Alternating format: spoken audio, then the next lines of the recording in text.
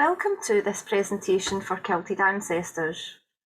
Kilted Ancestors is a private Facebook group set up as a meeting place for those with Scottish ancestry.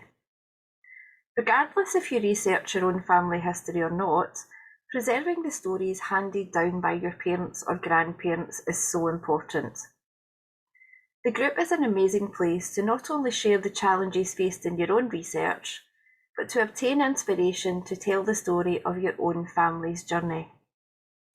2022 is Scotland's Year of Stories, and during this year, Claire Wilson and Christine Woodcock will be bringing a whole host of free events and activities to group members, many of them via Facebook Live events.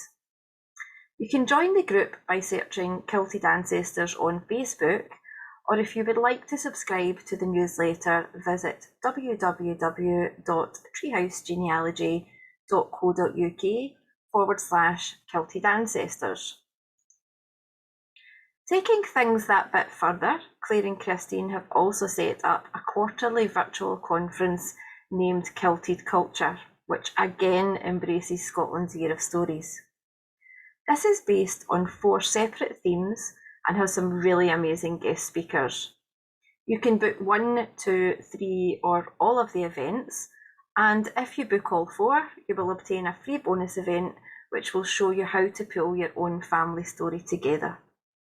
You can view details of the speakers and topics and book now via Christine's website at www.genealogyvic.com. And let's move on with today's speaker.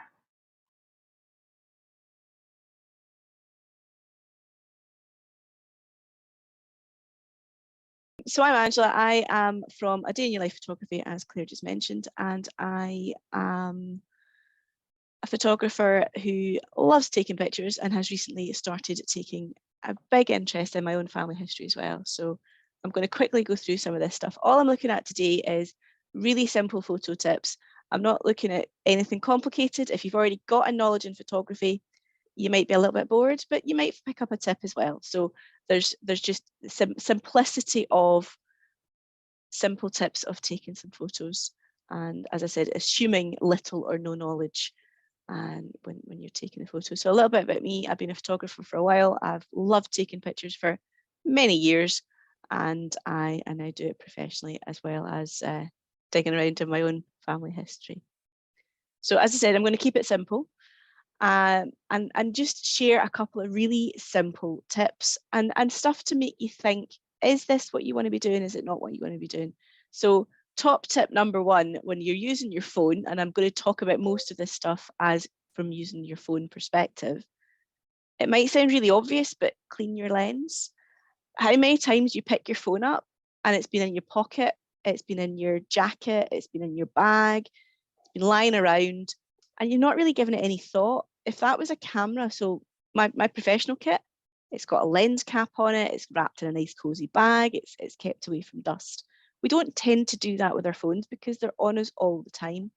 And you'd be surprised at how many people don't realise that the reason their photo is a bit fuzzy or a bit blurry is there's a great big fingerprint, or there's a bit of fluff or something stuck to the back of their camera. So just give it a bit of a wipe, whether you've got a lovely microfiber cloth to clean it with, which is what I use on my professional kit, the corner of your t-shirt, and I will hold my hand up and admit this.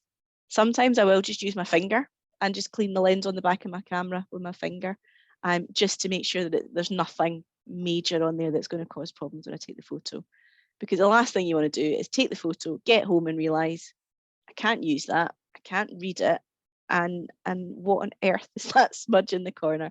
So that's always my first top tip when it comes to using your phone, because as I said, you don't take usually as much care of a phone camera as you would a professional camera if you had such a thing. My second thing is, if you're not used to taking photos, play. There's nothing wrong with going out and taking loads and loads of pictures with your phone. And if anyone's got kids or grandkids, the first thing they do is pick the phone up and start taking selfies, and you've got about 60 or 70 pictures of photos of up the child's nose or up your nose because they've taken the photos of you. So yeah, play around with it, try all the different buttons. Different phone cameras have got different settings and different ways of playing around with things. You'll be able to zoom in on some, and I'll talk about the zoom a little bit in a minute, but you'll be able to tweak the colouring, tweak lots of different settings, but you won't know that until you actually use it. So play around, go and take photos of the pavement outside, take photos of the front of your house or of your garden, wherever, the TV on the wall, whatever you want to take a photo of, just have a play and see what feels right and what kind of results you get from your camera on your phone. And as I said, I'm assuming a lot of folk have got phone cameras. But actually, if you don't have a phone camera, this might be a bit of a moot topic for you, so you might maybe want to skip past it. But I'm assuming you've got a phone camera and you've got some experience using it, but play around. There's so many different settings in cameras that you don't cover them unless you have that play. Composition's a really good question as well to look at. By that, I mean, is what is in the frame? What are you wanting to take a picture of? Are you looking at being a bit arty? Are you looking at being, you want something pretty? So the image on the screen at the moment, there's a lovely little flower in the top corner. I could have just cropped straight in and just got the text on the stone that's in the grass, but I decided to come a little bit further out. There's a little bit more interest with the flower in the top corner. It's totally down to personal preference. What is it you want to take the photo for? Are you taking it just as a record? Are you taking it because you might use the image on something else? Think about what you're taking the photo for and what you want to be in the shot. Also remembering you can crop later, but you maybe want to not have that worry later on. Or if you crop if you go in too tight to take the image in the first place, you can't uncrop afterwards if the data's not been recorded. Where's the light? Are you shooting something and there's so many shadows and the light is so bright on the surface you can't see anything? Think about where the light's coming from when you're taking a photo. It might just be simple as taking a step to the side so your shadow is not casting across whatever it is you're taking the photo of. But just have a thought about where that light is. And you might notice taking a step to one side or forwards or backwards might make all the difference. So just be aware of that when you're taking your photo. Coming back to the zoom aspect, when I mentioned different cameras have got different zooms. So I know with my camera, it's got a double lens on mine. So I know that my camera, I can choose 1x or 2x zoom. Other cameras, it's 0.5, so you're actually stepping back, and others it's 3x zoom. See what your camera actually can do on your phone. And be aware that if you've got the different lenses on your camera, then you're very safe to just click and use the different lens. What I would say is a lot of cameras you can zoom in and you can get a much closer photograph of what you're trying to shoot. What I would say on that is that on most of these devices, that's what's called a digital zoom and not an optical zoom. With a digital zoom, all it's doing is taking that image and cropping it for you. So if you're taking a photo and you're thinking, oh, I'm getting right in there and I've got all the detail, it's going to be the same quality as if you took it without zooming in. Because all it's doing is it's showing you the pixels larger on your screen. So don't be fooled into thinking, well, I'm going to go up to 20x zoom because I'm going to get so much more detail. There's a really high chance that that's not going to be the case. And all you're going to do is lose data. So in those situations, don't bother cropping it by zooming in right now. You can crop it later on and get that. Take a little bit more time when you're back on your sofa or back comfy in the chair and in the car if it's been raining or whatever else. And you can do that bit of work afterwards. And it's really easy to do that later. So that would be my comment about zoom. If it's an optical zoom, which, as I said, on these cameras, there's two lenses. So one's a 1x and one's a 2x. That's fine. But if you're looking at zooming in from a digital perspective, really got the wrong way around there. If you're looking at a digital perspective, all you're doing is losing data by zooming in like to 20x or whatever. Okay, so now that you've got, you know where the light is, you know what your composition is going to be, you've had the play, you know how your camera works. It's now time to start shooting. Take photos. We're no longer in the days where you've got a roll of film and it's 24 shots. And once your 24 shots are done, you've got to send it away and it costs you money. You can now take thousands of pictures. And actually, I do need to do some housekeeping. I've got about 28,000 photos on my phone. So it was an interesting challenge finding the images for the slides. Take many photos. Delete them once you've figured out what worked and what didn't, but take lots. I'm going to show you a couple of slides, a couple of stones later on where it's really difficult to read the text. And I'll explain how it would have been quite useful to have taken multiple shots to get different parts of that to be a little bit clearer. So yeah, just shoot. Channel your inner 2-year-old toddler who's just picked up a phone and you're taking selfies. Take lots of pictures. As I said, you can delete afterwards. Just actually make the effort to delete, otherwise you'll be like me and you'll have far too many photos in your phone. The next step is to edit. You don't have to edit, and if you do, there are lots of free apps. I've got a couple of listed apps as we go through, just to explain some options that are out there, but there are many apps out there that you can use to edit your images. And then make the decision what you're going to do with it. Is it going on to your family tree that you're keeping completely electronically? Are you looking at printing it? Have a think through that process as well, and actually do something with the images that you shoot. So many times, and this is me with my professional photographer hat on, so many times you take photos in your phone and they die in your phone and they never come out. It's great to have images in front of you that you can actually touch and feel to remind you of what you've taken photos of. So whether it is to do with your family history, whether it's headshots of your family, get the images printed out in a book, on regular 4x6 images, whatever it is that works for you. But actually, it's really nice to have that tangible, touchy-feely photograph in your hand. Okay, so moving on. Oh, I would help press the right button. Why are you taking the shot? Are you taking the photograph because you actually want to see what's around you? You're not really worried about the text on the actual gravestone. If it's a gravestone you're shooting, obviously. Are you looking for the kind of the little bit more ambient look of it? Or are you looking purely to get the details on that stone? Decide what you're shooting for before you shoot. If you're not 100% sure, do both. But think about what it is you're wanting to achieve. And a point to make here, with the exposure aspect, I did actually use the exposure setting on my camera to make sure this little photograph was visible. The first shot I took, it was just completely white out because of the way the camera decided it wanted to take that shot. Now, with iPhone cameras, if you're looking at exposure, that's how much light is the camera going to bring in for your image.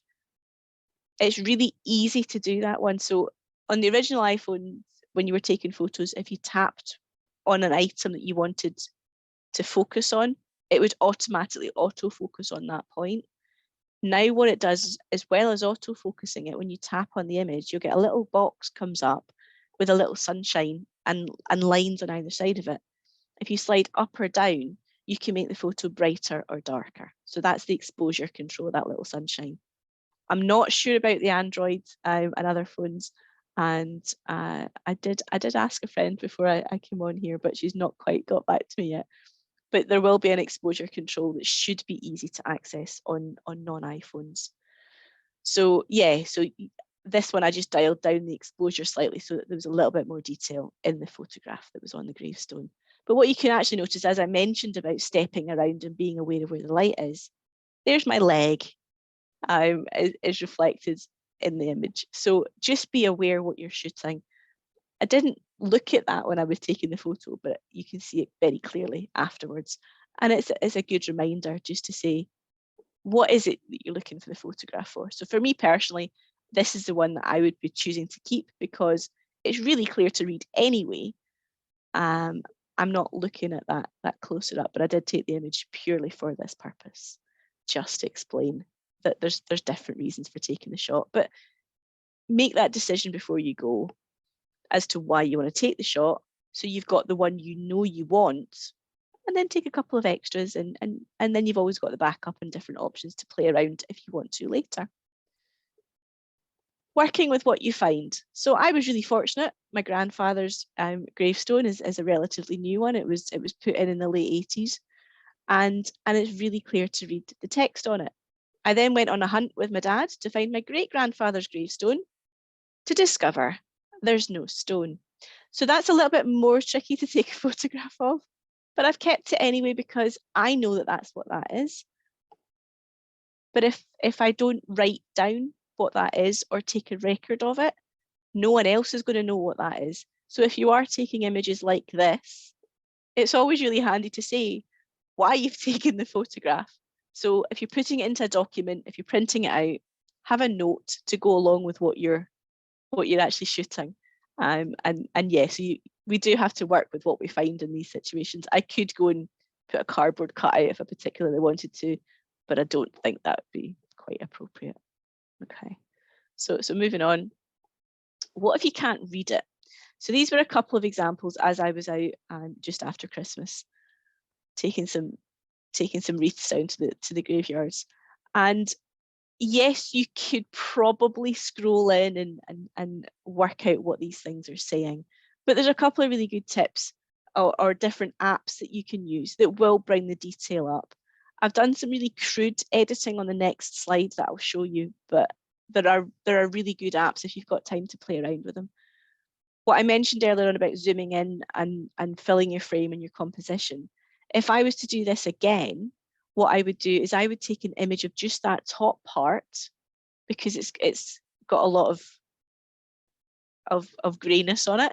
I would take just that top part and then I'd take the bottom part separately, because when you're editing the images in your phone, it's a little bit difficult to edit for two different purposes. And as you can see, the bottom half's much more readable than the top half. So you'd be looking at different techniques to do, and it gets a little bit convoluted if you're trying to do everything in one image on your phone screen.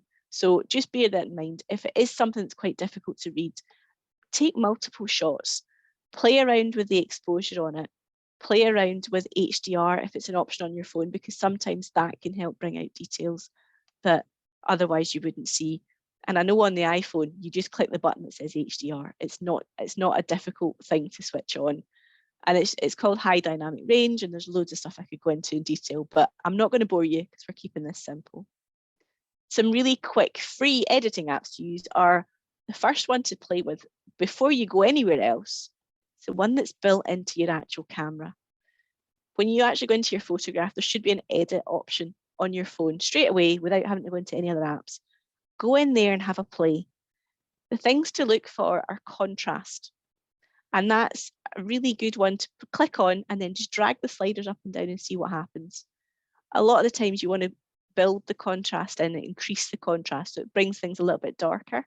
It's all about the black point. So again, I'm not going to go into technical details, but contrast's a really good one to play with. The other ones to look out for when you're actually looking at editing and you maybe don't understand the names and the terminology, what to look for, as I said, contrast, shadows and highlights. They're different settings. Click on the two of them separately and play around with them till you get something that works for you. Exposure, as I've talked about already, that you can do before you take the image. There are options to do and play with exposure afterwards. You can build the brightness in and everything else. So have a play around with those settings too.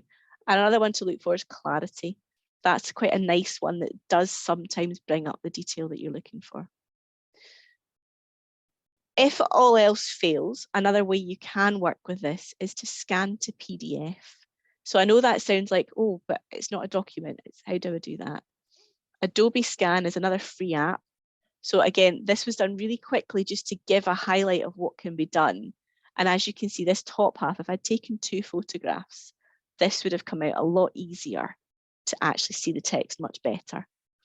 Adobe Scan is a free app that you can use. You can scan documents, you can scan photographs, whatever you like. You can turn them into grayscale straight away, so it's black and white, like a black and white document, or you can keep them in color. But what you can see is it brings in a little bit more information from the text. It does make it a little bit more readable. And when I zoom in, I can actually now read all of the text on both of these stones, which was a lot more difficult to do just from the image. that was captured on the phone initially. So as I said, have a play around with it. There's some great tools out there. The OCR part usually is optical character recognition. For these two, the phone didn't pick up what I was hoping it would to show you here. But with a lot of documents, if you're scanning printed documents that you've got, it can actually scan the text as well. So sometimes if something's a little bit unclear, the software can pick up a little bit more than our eyes can on occasion. So it's always worth a try and see where it goes with that. But as I said, Adobe Scan is free. You do have to register for an account, but it doesn't cost you anything. And actually, they don't send you many emails either. So from that perspective, it's quite a nice one to use. I think I mentioned that there's some pre-editing apps.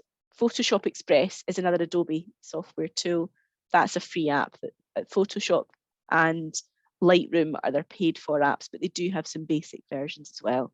And Pixel Style was one when I had a bit of a search. I personally use the Adobe software, but Pixel Style seems to be coming up with some good reviews and some good ratings for people that don't want to use Adobe. So there's options out there.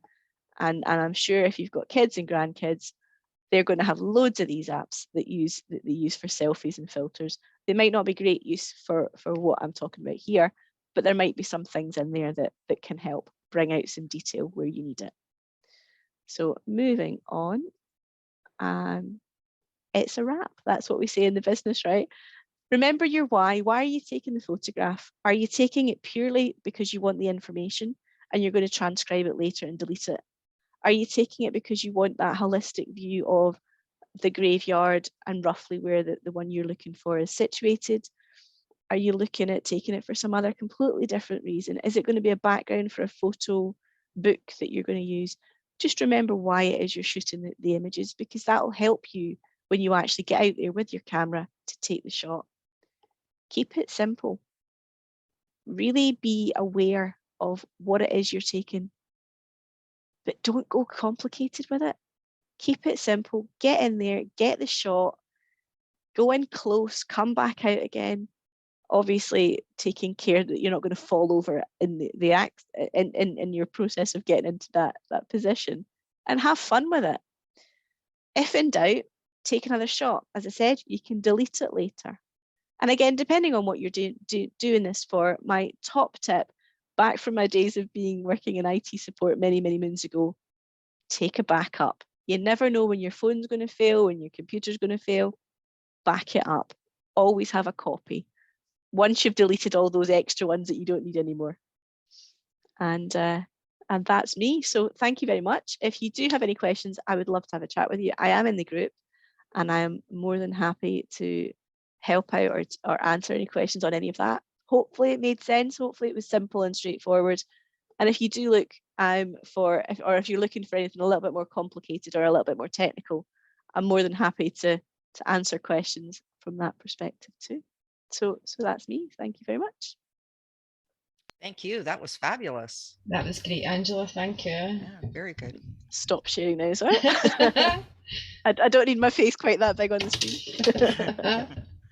I think it's so true what you say about, I was actually checking my phone saying, have I got any fluff? Have I got any fingerprints on my phone? Because it's true. You've got them in your pocket, thrown in your bag. You don't really think, do I need to clean the lens before I take a photograph? Absolutely. And my biggest takeaway from that one was I was at a friend's 50th birthday party, and one of the girls was saying, I don't know why all my photos look like this. They all look as if I've smeared them in Vaseline. I was like, well, maybe you have. So, and it was just a case of give it a wipe and just the difference was night and day. So you never know if you've not cleaned it for a while, give it a wee wipe. Yeah. It's funny because if I use a regular camera, I constantly wipe the lens. And yet I don't know that I ever think to do that on a phone. Yeah. So shame on me, but I'll be doing it all. I'll be obsessive compulsive about it now. Yep. I know. And as I said on the camera, it's the microfiber cloth, it's the brush, absolutely. It's the squeezy bottle. On my phone, it's my finger. Yeah. Or my shirt. And another thing I would say is that the results that you get putting that image into Adobe Scan what a difference. And I take it have you done the same with family documents that you struggle to read? I've done a couple. So I don't have that many family documents. I've not kind of gone down the route of keeping track of it from that perspective. I probably should, but I do that for other documentations when I've studied in the past, and I might be going through a magazine and there's an article that's particularly interesting and useful for what I do for my other business. It's so handy. You just grab the phone, you open Adobe Scan, and you scan the document. You can do multiple page PDFs. If you've got to send paperwork away for anything, it's so easy to do. As I said, multiple page PDFs, you hit save, and I can log into my computer and download the document as a PDF.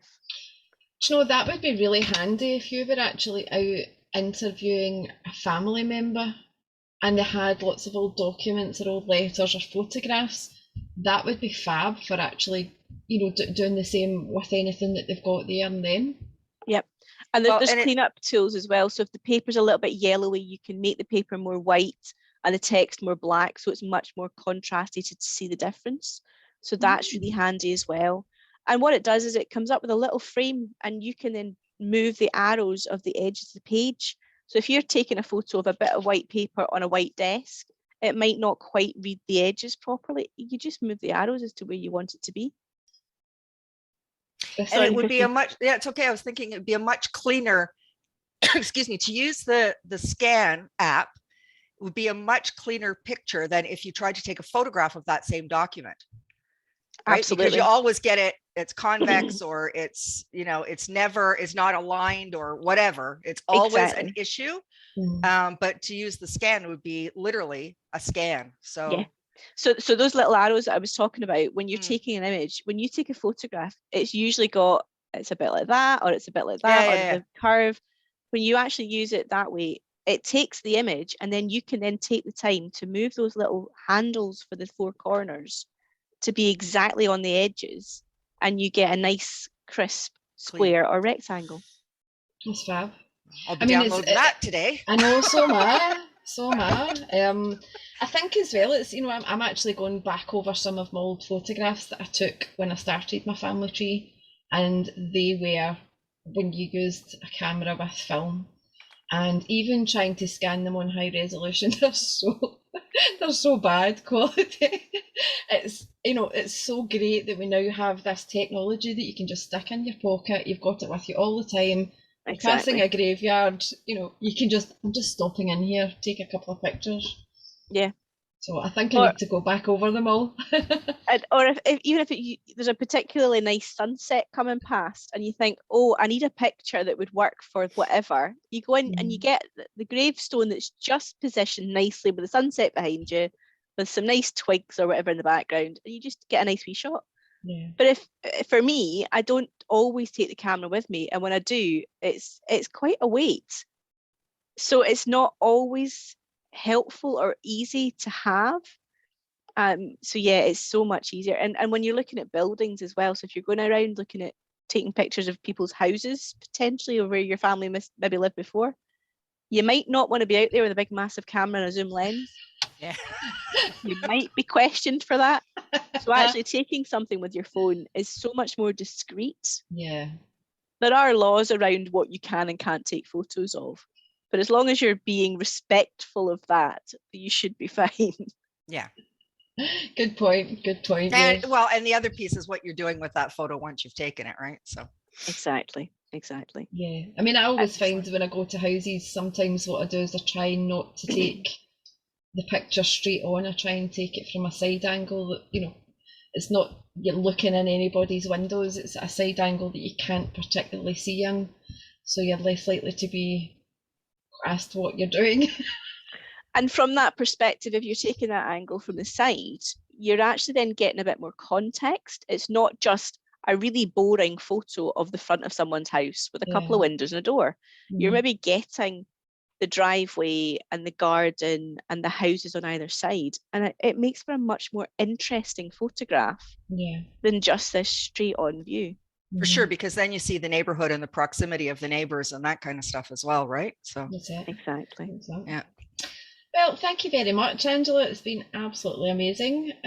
What we'll do is we will share your contact details in the group, and Angela is a member of the Felted Ancestors group, so feel free to reach out and ask her any questions or any tips that you need help with. And if anyone desperately wants the slides, I've got a link for them, but I won't hold it against anyone if you don't ask for my slides. We can put a link. We can put a link into the Facebook Live for that as well, Angela. That'd be great. Thank you very much. Thanks for your time today. Thank you. Okay.